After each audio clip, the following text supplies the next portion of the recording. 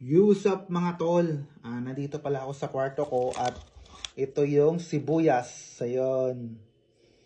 Ayan o, napakasimple lang. Mineral water, bottle. May water siya sa lalim. Tapos nabuhay, may gamot. May ugat pala, may ugat. Lunggol gamot, no? May gamot, may ugat, no? May ugat sa ilalim. So, actually na-harvest ko na siya, no? So, i-harvest ko sa ulit dito. Ikakat ko siya. Kapag ikakat mo siya, lalago ulit, no? So, kayo, magtanim din kayo sa kwarto nito, no? Diba? Para, napaka-easy lang, no? Lagay ko sa mesa ko, yon, ganun lang. Diba? And then, i-harvest mo siya, ikat mo lang, lalago ulit.